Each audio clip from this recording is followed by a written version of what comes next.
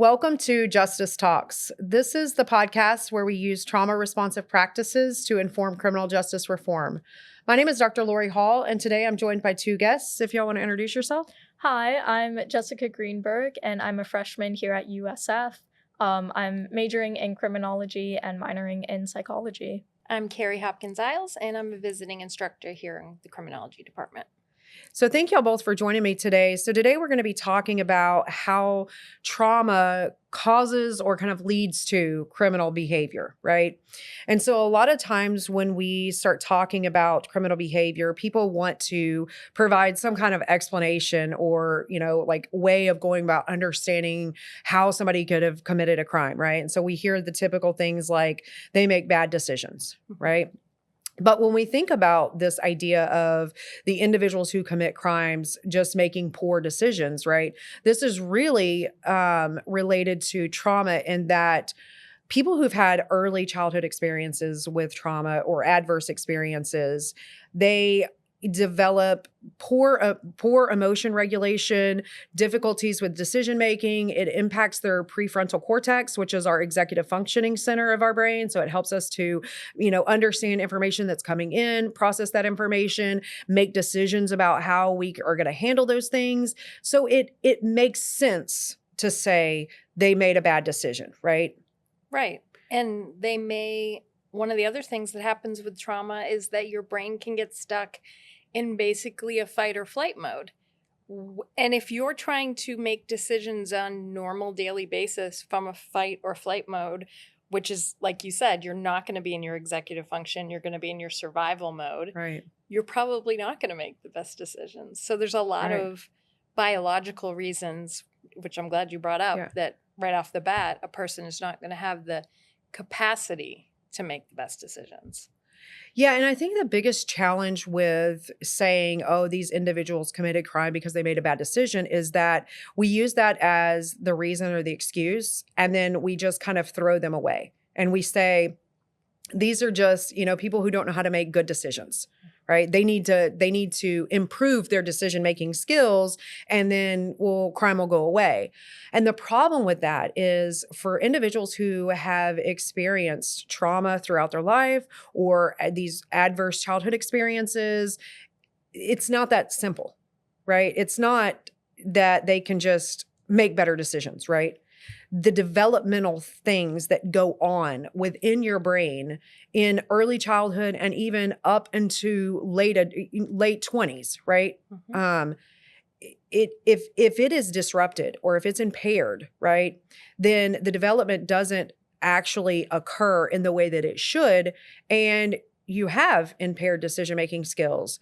And so really it takes work with psychotherapists and it takes internal work to be able to improve this. And this is not a one and done. Well, I agree with you, but I think there's multiple problems with it. I think there's they make bad decisions, forget, but also I think saying that someone makes bad decisions doesn't really tell us much of anything. It's sort of like, oh, people steal because they want the thing. Right. It really doesn't give you much information. Like you have to go to, well, why? Why do they make bad decisions? Why do they need money or whatever it is they're lacking? Yeah. And to your point of like the brain, I mean, I think it's about 8 that we learn like our self-control, for example. Right. So if you have impaired self-control because of trauma in your home at 7, 8, and that nothing changes to change that, why would we expect you to not take a laptop that's sitting there that you can easily grab or whatever? And I feel that type of labeling of like, oh, this is a bad person or they don't know how to make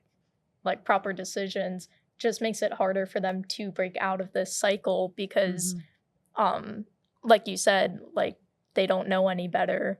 And so when you label them as, oh, you don't know any better, it makes it so much harder to go through the process of breaking it.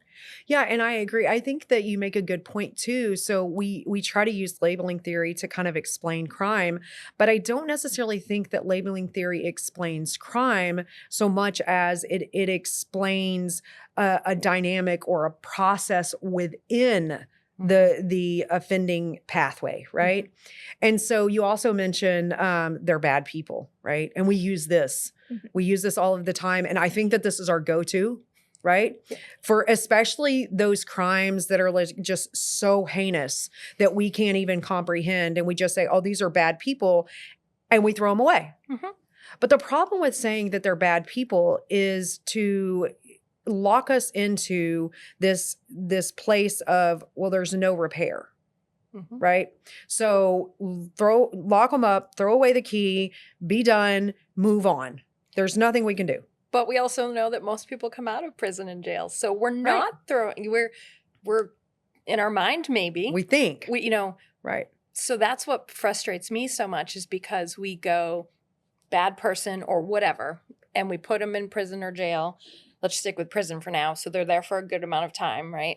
But most of them are going to come out into our communities, and we're not doing anything to repair and potentially have them come back out with better decision making, with, whatever it might be. And that's why there's such a high reoffending rate. Yeah. Exactly. We're not, if anything, some of the things we're discussing could get worse during their time incarcerated. And I want to clarify for people, when you say most, it's 95%.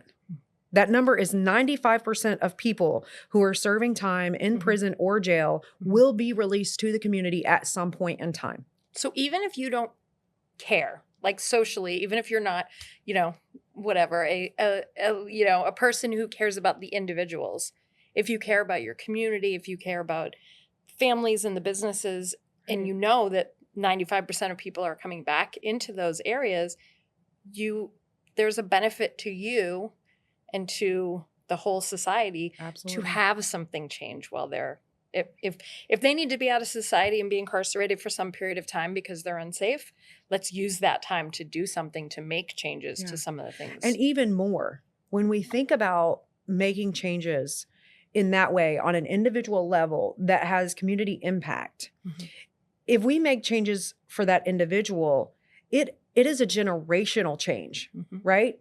Because if we have been able to improve the lives of this one individual, it improves the lives of their children and their grandchildren and their siblings, their family members, everyone around them. And it reduces their risk of committing crimes. I like how you're saying that, because when we bring it back to trauma, same thing, right? So if you can stop that cycle of trauma, if their parents were abusive, for example, and that's part of their behavior, if they cannot do that to their children, and et cetera, and it moves, intergenerationally, we're stopping that trauma. Yeah. And then you also mentioned the recidivism rate, right? And I want to clarify for people, when we say that most people, right, we're talking about around 70%. Around 70% of those individuals who are released reoffend within 3 years, right? And so it has implications, right, for us to pay attention to trauma and stop saying, oh, they made poor decisions, or, they're bad people, or they had poor parenting, right? All of this relates back to trauma, right? They had poor parenting. Well, why? Why did they have poor parenting, right? Oh, well, they're bad parents. No, right? It's most likely that trauma has an impact in these individuals' lives. And another explanation for why a majority, and I think the number is somewhere in the 90 percentile of those individuals who are incarcerated or involved in the criminal justice system in some capacity, have at least one adverse childhood experience or one type of trauma, right? And so it highlights even more, right, the influence that trauma has on criminal pathways, on how people get to offending, right? And it's not as clear cut as, oh, they made bad decisions, or they're bad people, or they had poor parenting. What are the other things? People say, oh, they're a drug addict. Well, I was just going to go there, of course. So, running substance use disorder treatment facilities, women, it was about 99% that had trauma, mostly sexual.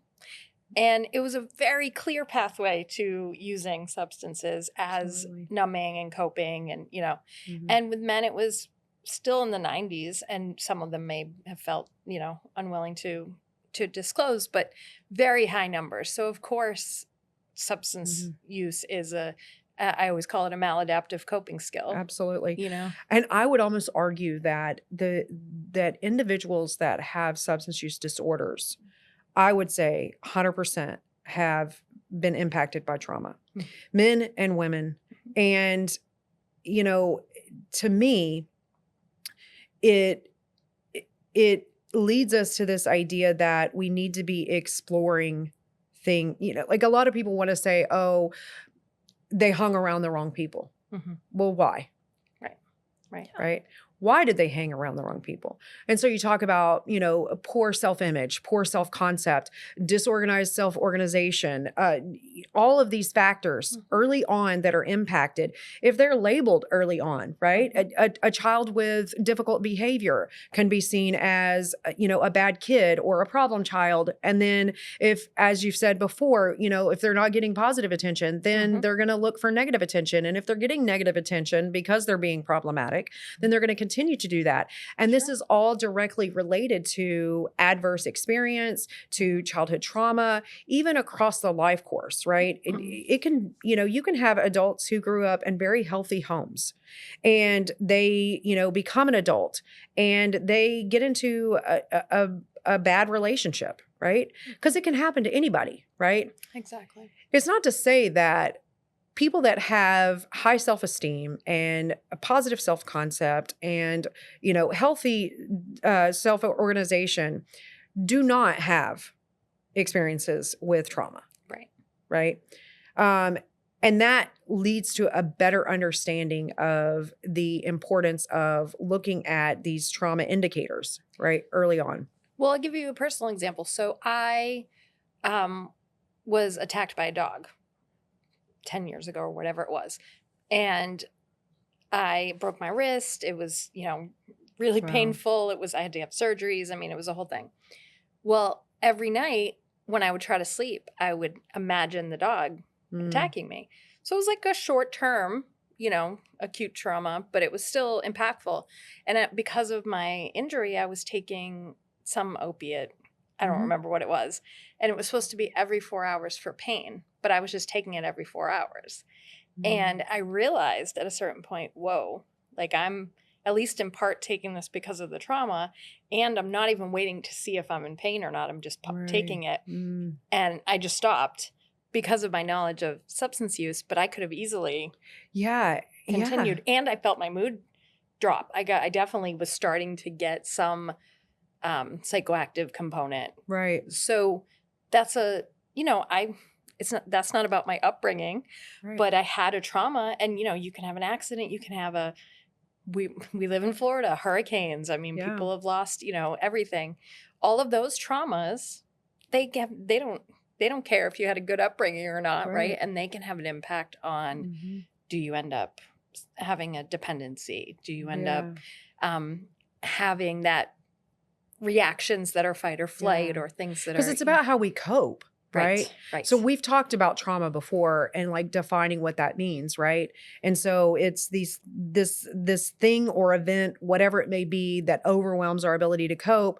We have a disconnection, right? So we're alone in this, and then we're not able to successfully integrate that. And so from this experience, right, you were still struggling with those things, right? Exactly. And so you found, not that you found, but you were prescribed this medication, and it made it easier for you to cope, right? Exactly. To cope with these things. And fortunately for you, you had the education and the training to be able to recognize signs that, hey, this could be problematic for me if I don't allow that process to go through that helps me integrate it, right? Right. If I don't allow myself to be uncomfortable and sort of sit with it and some of the things we've talked about in the past to try to process that trauma. Obviously, that is a different thing than someone you love in your life being abusive and that betrayal of that. Yeah. But still, it's, it's a microcosm that was interesting for me because Yeah. I was already, my prefrontal cortex was developed, all of that, Yeah. but it was still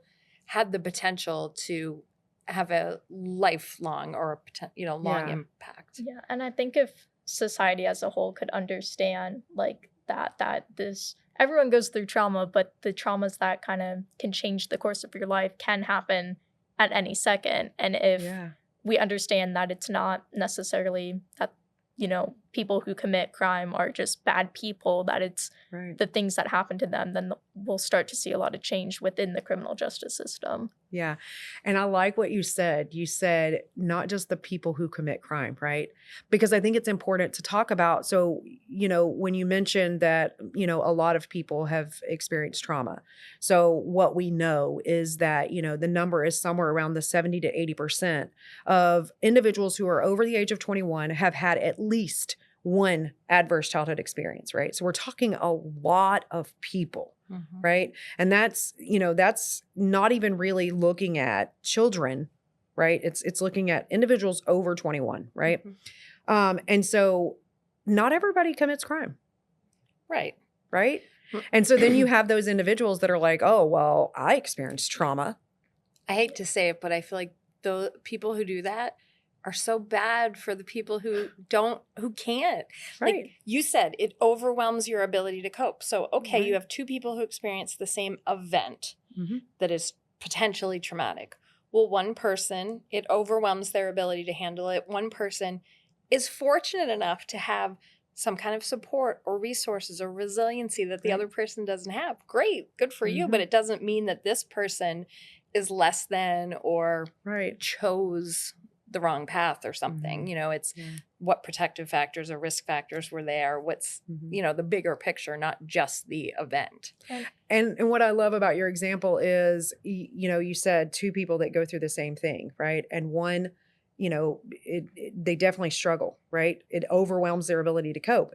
Maybe the other one doesn't because of, right, the other Yeah. things. They have a support system Mhm. and they're able to successfully integrate that. And Yeah. so it really highlights that this is something that happens within someone, right? Mhm. Because a lot of times we want to quantify traumas, Mhm. right? We want to say, oh, well, mine's not that bad. Or, mine, well, at least yours wasn't this. Yeah. Right. Mhm. And it does so much harm to the individuals that do experience trauma because we also do that to ourselves. Mhm. Right.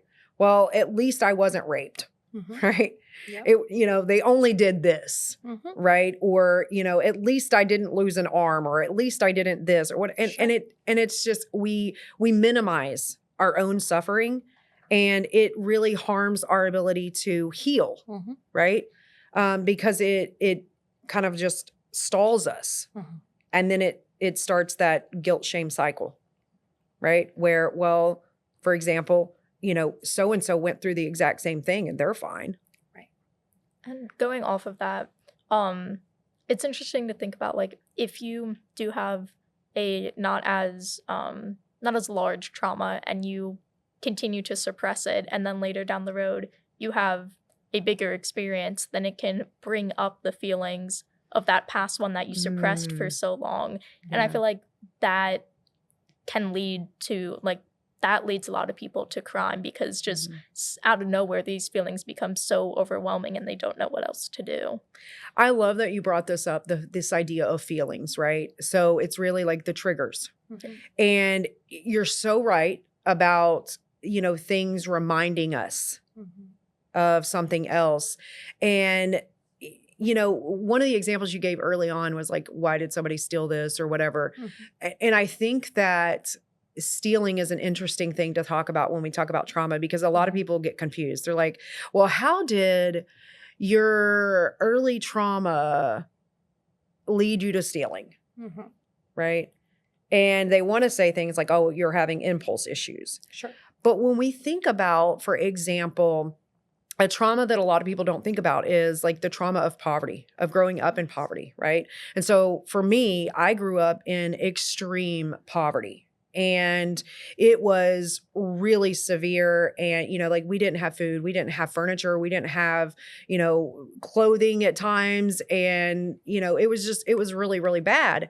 And so for me, there's a sense of a loss of control or a loss of powerlessness when I don't have the ability to meet my needs or my children's needs, for example, right? And so that is connected to this idea of stealing, right? For some individuals who have grown up in extreme poverty and now they're adults and they're having to provide for themselves and other people, to me, it's a logical connection, right? You grew up in extreme poverty. That was extremely traumatic. I know that firsthand. And so anytime you're not able to meet your needs, it brings back those same feelings of, oh, well, now I'm a child and I'm hungry and I'm starving and I don't have the things that I'm supposed to have. And, like we didn't even go to the doctor. We didn't go to the dentist. No medical care or anything. And so even that is challenging in adulthood for me to even think about, like, let me access the medical care system, right? Let me ask for help, right? And so it's such a complex thing, right? Trauma is, and it could be, simple feelings, right? Somebody's going to leave you. That's where I was going to go, was like an abandonment. I know a child who went through an abandonment issue, and there's a lot of scarcity. So there's a lot of like, even though they have what they need, you can see in them very like, well, oh, can I have a couple of your fries? No, mine. Like, I have to keep what's mine kind of thing. That is hilarious because I'm the same kind of, I use this example all the time and I'll say, my husband's the guy that will give you all of his food immediately. Like even with my kids ask and he's like, here. And me, I'm like, you want my chicken nugget? I'll get you your own, but these are mine. Right. And it's very much. And you just shared why. Right. And yeah. This is, and so, and I find it interesting because people will say, oh, well, you're selfish. And I'm like, you might think that at face value. And that's why it's so hard to make these, acute judgments at face value, because like you really don't know what someone has gone through. Right. For me to, give all of my food, it's not as clear cut for me in my brain immediately that, oh, I can just go buy myself more. Right. No, it's because not. It's primal. It's a part of your brain that says you're in danger. Someone's trying to take your things. Yes. Take your food. And when you've experienced that as a reality, of course, your brain, now, I don't know your husband, but if he's someone who grew up not really wanting. He grew up, with everything, every need he had was met. Yeah. There was no scarcity. Exactly. And he is, and I talk about this often, he is very comfortable and he feels safe. Yes. Right. And I don't have that experience. Right. My kids, they feel comfortable and safe. They don't have to worry about it. And I use an example, when I was a kid growing up, we had nothing, and to go out to eat was a very, very rare occasion, but I never turned it down. Even as an adult, I do not turn down this opportunity to go out to eat, right? Like somebody's going, I'll be right there, right? Yep. My kids don't have that experience. I can say, hey, I'm going to go. And some of them will be like, oh, okay, have fun. Yeah. Like they've had it. It's been something that's always there. It's provided. It's not a scarce resource. Right. And the same thing with like leftovers, like these are little bitty things, right? Like leftovers when I was a kid, like that was like prime real estate, right?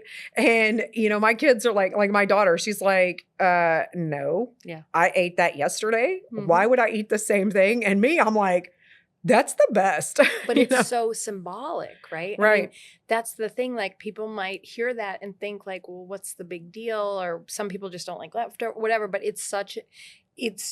there are these pathways in your brain that connect it to, like you said, safety, security. I'm good. Absolutely. I'm always going to have food. Versus, someone who has had abandonment or has had poverty or these traumas. What if I don't eat every of these fries and I never get fries again? Yeah. And because I asked that child that and they were like, well, what if they really have that feeling of like, what if I don't ever get, Yeah. It's an issue that I have with like waste, right? It's like, if I can't eat it, I'm going to find somebody that can because there was so much scarcity, right? And so for individuals who've experienced traumas like this, right? And I think that we get caught up in our conceptualization of trauma. For sure. Like we think it is this physical thing, right? But people experience racial trauma. People experience, poverty. it's a complex, it could be things that you didn't even think could be, right? Well, we know like things like having like a parent who has a substance use disorder. Mhm. They might have been jovial and, you know, pleasant Yeah. and whatever, but you're still not getting certain needs met. Right. It may not look like you said, what you think Mhm. of with trauma, but it's still traumatic. Yeah. And it's sad to see, like, when you were talking about like the fries or the chicken nuggets, like just how embedded in someone's daily life this Mhm. trauma is. Yeah. Yes.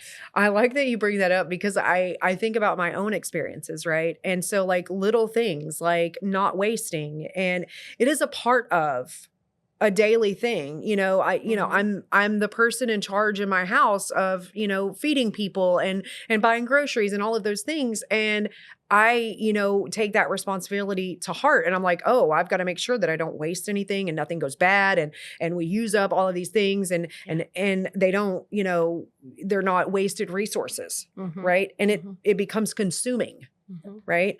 But some people, you know, one, they don't recognize that's just who you are, like that's just the way you are, right? And I would argue, no, that I don't want this, Yeah. right? Yeah. You know, whatever. And you mentioned a minute ago, like things, right? You said things, and it triggered me because I'm like, I'm a person like, don't touch my things, like just it's and don't mess my things up, right? And for me, the thoughts that go through my mind when I say those are not like these are my things. It's I haven't had these. And I have them, and I want to keep them, and I don't want you to touch them because they might get messed up, and I don't want to lose them, right? The logical part of me is not functioning saying, girl, you could buy more. Yes. Like, the logical part is not like, hey, that's your daughter. Like, just let her have your stuff, right? The logical part is not even aware, right? It is that survival that's saying, you didn't have a bed until you were an adult. You got to make sure you protect that, and you don't let anybody mess it up. So don't bounce on my bed. You know, don't mess with my sheets, whatever. And while it seems benign, right, it is a focal point every single day, right? And so when we talk about individuals that have experienced trauma, I'm talking about trauma related to poverty. Could you imagine talking about someone who has experienced a rape, for example, right? And I use this example because I think that it really highlights what actually is going on. And, you know, when an individual is raped, it is not about sex. It is about a loss of power and control for that victim. And it is also about a loss of power and control for the offender. And people don't want to think about it in those terms. They want to think about this offender as this evil, terrible, horrible person that's doing these evil, terrible, horrible things, and they're just sex hungry, right? And really, that individual who's doing this has lost power and control of their own selves in some capacity. They're triggered in some way, and they're looking for it. And we don't converse about it in that way. Well, I think a lot of what we're saying is people want to be up here. They're a bad person. They were born that way. They were, you know, making those whatever. But it's like there's 20 levels below that. If you don't get down to those levels, then you can't enact change. Absolutely. You can't do anything because you don't really understand what the behavior is about. Yeah, and when you stay up here, right? Then what we see is what our system is doing right now. Right. We've got nonprofits that will provide you with food and with clothes and with anger management and impulse control training, and we can train you. But what we fail to realize is we're only treating symptoms. Right? And we are not treating what's really going on. And until we do, we're going to continue to replicate what's going on. People are going to continue to offend. People are going to continue to hurt people, right? And we're going to be in this vicious cycle where we think that justice is punishment, and that is the system that we have. But if we really want to create any kind of long-term change, we've got to start at healing. Exactly. We've got to start at breaking down those layers and finding out, oh, well, this is the experience you had in early childhood. Okay. Now I can begin to have a conversation with you about, well, why did you blow up when this happened at work? Or why did you hurt that person? Or why did this happen? Then we can start to have those conversations. But we want to just use these examples of, you're a bad person. You were born this way. You make poor decisions. You've got a substance use problem, and that's why you did it. Or, you know, all the other excuses, right? I'm doing a training here soon for folks who work with people with substance use issues, and they are peer support. So they themselves are in recovery, and a lot of them have experienced traumas. And it's primarily about trauma-informed care, but I'm doing a section on like, how do you identify when you're triggered? Because, you know, you can't, it's hard to do peer support if what they're telling you is triggering. And so figuring out things like, what are your own patterns? Like what does trigger you? You know, where do you feel it in your body? Yeah. How intense is it? Things like breathing, things that you can do when you're triggered. So there's some good work, you know, some good research out there on those kind of things. So not necessarily, obviously, I'm not going to delve into their trauma with them individually, but at least in the moment, how do you cope with that experience of being triggered so you're not re-traumatizing or re-traumatizing anyone else? And I think that's something that could be so beneficial within like the criminal justice system and like corrections facilities, like giving these people who have never been taught how to regulate their emotions the tools to and the coping mechanisms to change and hopefully not reoffend. Yeah, I talk about like emotion regulation a lot because we want to train people on emotion regulation, but I think that we are not including a very, very important piece in that training only goes so far, right? If people can't access those resources in the moment, right? So like when you're talking about how to identify the triggers that you're experiencing, right? To be in your body. And to be in your body means that you are feeling, right? Because we shut down. We're avoidant. We don't want to feel anything. We don't want to talk about anything. We want to talk about the weather. We want to talk about what's going on in the news, but we don't want to talk about how we feel or the thoughts that we're having because that's scary, right? But to train people to do this, which I absolutely advocate that we need to train people more on emotion regulation and understanding. I even advocate early children need to be trained, right? And I think that it's extremely important in early childhood because one, they're already in the developmental process of learning how to do this, right? But we aren't training people about what it means to be human, right? And so we just teach them to stop crying, to stop being angry, to don't stop, right? That's all we tell people is stop, right? And we don't actually allow people to feel those things. And so they don't get really well versed in it. But we forget that an important part of this puzzle is that if individuals can't access it in those moments because they can't identify that, oh, I'm being triggered, right? And I've talked before, you know, it took me until my 30s to really realize what was going on within my body is that I was being triggered, right? Because before that, I did all of the things, right? Oh, I'm a bad person, or I'm broken, or there's something wrong. I can't think, or I'm, you know, poor decision making, all of the things that they tell you, right? I did all of those things and it didn't work. It took me, right? 30 some odd years to figure out, oh, wait, I'm being triggered. And then it took me a little bit longer to figure out why. Sure. Right? I talk to my kids since they were young. If they're feeling a certain thing, I try to get them to articulate what that is. And, you know, the typical, like, I'm mad, or, you know, trying to delve a little bit deeper. You know, are you frustrated? Or are you sad? Are you, you know, but also, where do you feel it in your body? You know, I ask them to sit with, like, you know, is it like that, you know, belly crunching? Is it the heat, fire? You know, what are you feeling? Right. So I've tried to start that discussion early. That connection. Exactly. Right. And I there's a really good book. I think it's Mark Wolin. It Didn't Start With You. And he talks about generational trauma, but he talks about the feeling in the body. and its connection to one, physical health, Mhm. but also to generational trauma. And so he kind of walks you through that process of being able to identify where it's going on in your body and how it's connected to your physical health problems, and then what happened in the past.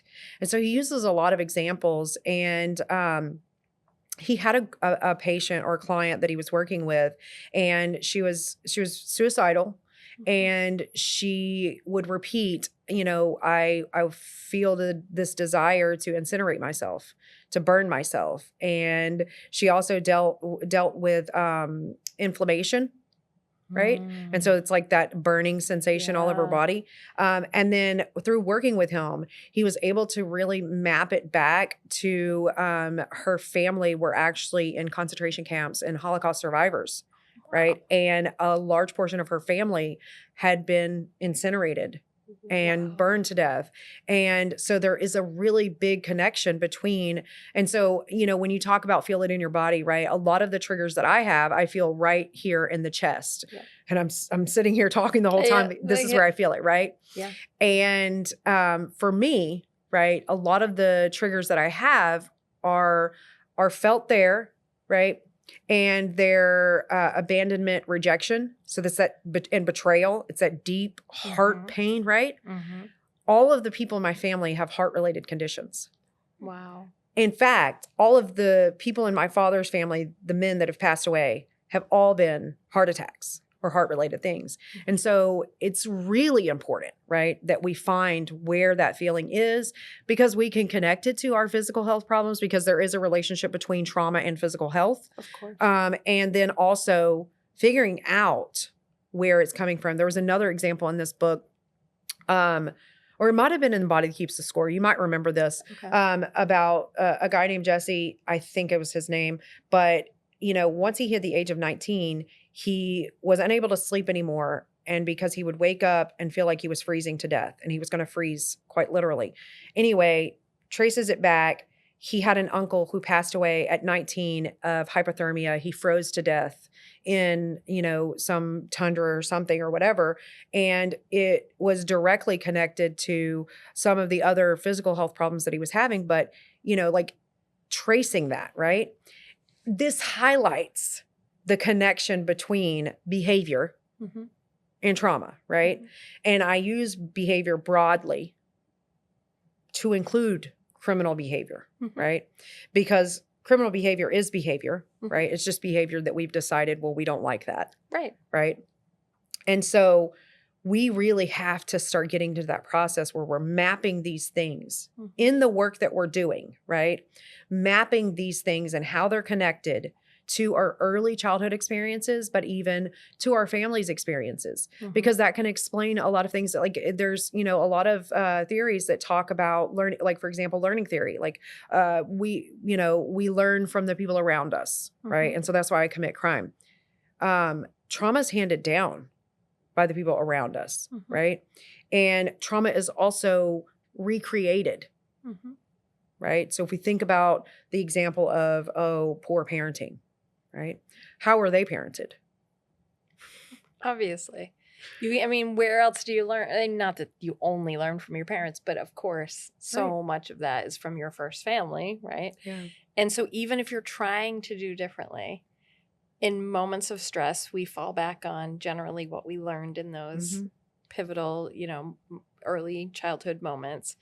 So you get frustrated with your child and you're trying to not be like your parents, but then you lose your temper or whatever it might be, right? And you go back to something that is what was done to you. Yeah. And I think it highlights, in this example, it highlights, for example, people that explode, right? People can only handle so much, right? And we want to talk in theory all of the time. Regulate your emotions, handle yourself, maintain your composure. And that's easy in theory, right? But people can only handle so much. And when we start talking about people that are dealing with complex trauma, right? So you're living in poverty, right? You're in a violent relationship, right? A dysfunctional relationship, and you're a parent. Right? I don't have those things, and I don't regulate my emotions with my children all 100% of the time. Oh, for by sure. I don't think far. anybody does, Right. right? Right. I think that I don't think that anybody regulates their emotions well all of the time, Right. right? Unless I will say there is an exception. Those individuals that don't allow themselves to feel their Mhm, emotions, mhm. right? So then there are these very like blank people that have no affect, No affect, yeah. right? They're just I'm like, a big feeler, so that can be Yeah. really good and it can be not so good. It can be, oh, yay, it's your birthday, and or you did great on this test, but it can also be, whatever, Yeah. the alternative. So, And Yeah. on the other side of that, like those individuals who only allow themselves to feel when they're alone and they don't allow Yes. themselves to reach out to other people when they need help can Mhm. also create these bad cycles. yeah. that's a really Yeah. good point. It's a really Yeah. good point. And I can't relate to that, but I know some people who are like, I break down, but it's when no one else is here for whatever number of reasons, Mhm. embarrassment, or, I'm sure there's other reasons that are not negative, but I can't think of one right now. So I would say I am a very deep feeler. Yeah. Right. So I'm not an outward feeler, Mhm. but again, this is something that occurred in childhood, right? I whenever, I was about 7, I was placed into foster care and I was alone, right? In that experience, but Sure. then also in the home that I was in, I was alone a lot. And I had to learn how to fulfill the needs that I had on an emotional level. I Mhm. couldn't run to my mother. I couldn't run to my father. I couldn't run to these people, right? Mhm. And I didn't have friends that I could rely on. And so I was alone a lot. And so I learned how to self-reflect, to get it really internal and to process my emotions. And I did it in a way that no one knew. Mhm. Right. And so I'm still very much that way. Mhm. You would never know if I am struggling. There's one key: when I'm quiet, Mhm. which is abnormal for me. Mhm. I'm a big talker, but when I get quiet, and it's because I'm processing. Mhm. And it also is something like the emotional process for me, it is a lengthy thing Mhm. because I am doing it in isolation, Mhm. right? Yeah. I am having to go through that process all internally by myself. And so it will take me days sometimes to really, like, one, identify what is this emotion? What is this thing I'm feeling? Mhm. Why do I feel this way? What is it connected to? Mhm. How am I going to respond? Right. And so for me, while I am a big I get excited like that. Mhm. But again, you wouldn't know. Yeah. I'm not the outward like, oh, this is so great. I'm so Yeah. happy. Like that's Yeah. not right. But I feel that way. Right. Right. But it's an internal thing. And as I've gotten older, I've tried to be a little bit more outward about things. But it's definitely something that, like I have struggled with, I think. Right. But it's connected Of to course. early childhood experience. Yeah. Right. Yeah. And people often take me as, emotionless. I've been called like robot. I'm an emotional robot. Mhm. And it's these people that don't know me on a very intimate level. Mhm. And so you can't. I would be I would be the person on TV and they're like, oh, she did it. Right. She's not reacting normally She's- to yeah. this situation. She did it. Yeah. Right. And so like I get that a lot. People like misjudge Mhm. the person that I am. I'm very like kind of stoic, I Mhm. guess. Mhm. I don't know. But again, like that's the issue, right? When we can't just label something at face value and say, oh, they did it because of this, or they did, right? It's all of these complex factors that are going on.